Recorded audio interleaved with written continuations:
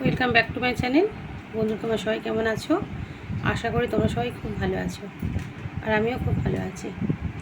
তো আজকেও মার্কেটে গিয়েছিলাম, তো কাজ আনতে। তোমাদের বললাম অনেক কাজ আছে, তো এই সপ্তাহে তো কাজই সেরকমভাবে দেখছি না, কাজ নেই। তো অনেকগুলো ওস্তাগারে বাড়ি বাড়ি ঘুরলাম। আর কী বলো তো, সেই সবার বাড়ি বাড়ি থেকে কুত্তার মতো ঘোরা, কী আর বলবো। কাজ নেই, আমাদের হাতের লোক আছে। কেউ হয়তো মুখের উপর দরজাও বন্ধ করে দেয়, তবু কী বলতো, কাজ আনতে যেতেই হবে। পেটের সংস্থা তো করতেই হবে আমাদের। তো আবার কোনো কোনো ওস্তাকার খুবই ভালো, কাজ না থাকলে বলে বসো, ঠিক আছে, আমাদের কাজ আবার হলে বলবো। সবাই তো সমান হয় না, কেউ ভালো কেউ খারাপ, মিশেই সব মানুষ। তো অনেক ঘুরলাম, আজকে কাজের সন্ধান কোথাও হলো না। আর আমরা যে ওস্তাকারে কাজ করি, ওই ওস্তাকারটা এই সপ্তাহে কাজ নেই, আর কাজ কাটিং হতে সামনের সপ্তাহে দেবে। আগে যেসব ওস্তাকারে কাজ করতাম তাদের পাথরের কাজটাই উঠে গেছে, এখন এই সিকোয়েন্সের কাপড় বেরিয়েছে, তার মধ্যেই চমকি বসানো। এবার ওই কাজের জন্য আমাদের ওই যেসব ওস্তাকারের কাজ, পুরো কাজগুলো বন্ধ হয়ে গেছে। এবার ঘুরে ঘুরে কাজ আনতে হয়, তো সেইভাবেই কাজ নিয়ে এসে ছাড়ি।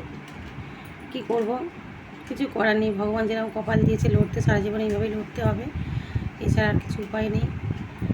ভগবানের কাছে একটাই বলি যে বসে তো খেতে চাই না, পরিশ্রম করতে চাই, লড়তে চাই, তুমি অন্তত এইটুকু আমাদের সাথ দাও। সেই সাথ দাও সবসময় ওনার থেকে পাই না, কিছু বলার নেই। আর হ্যাঁ, কপাল যা খারাপ হয় সব দিক থেকেই হয়, আর কি বলবো। তো আসার সময় কি করব, রান্নাতে এসে কিছু করতে হবে। তো ছেলেটা যে কম্পিউটার দুটো ডিজাইন দিয়েছে, বললাম আমি আজকে রান্না করতে পারবো না, ডিজাইনগুলো কমপ্লিট করতে হবে। আর দেখো না, এই সময়তে সেই বাড়ির 8-3টা তোমার হয়ে গেছে, নষ্ট হয়ে গেছে। ওই কম্পিউটারে ঠিক হচ্ছে না, লাল হয়ে যাচ্ছে, যার জন্য আমার কালকে 8-3টা ঠিক করানো হলো। কদিন ক্লাসেও যেতে পারেনি।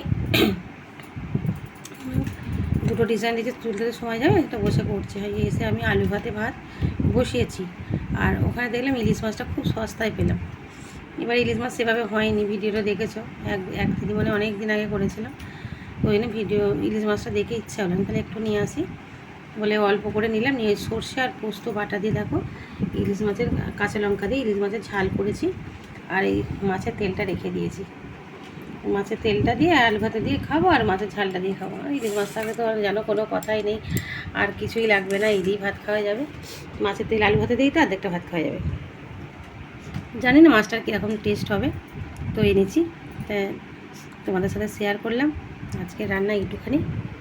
আর ভালো লাগছে না, এখন ঘড়িতে অনেকটাই বাজে, কটা বাজে এখন 1টা বাজে। মাছটা হয়েছে, ভাতটা হচ্ছে আর কি। আর সকাল থেকে টিফিনও কিছু খাওয়া হয় না, সব একবারই ভাতে জলে বসে পড়বো। ঠিক আছে বন্ধুরা, সবাই ভালো থেকো, টাটা।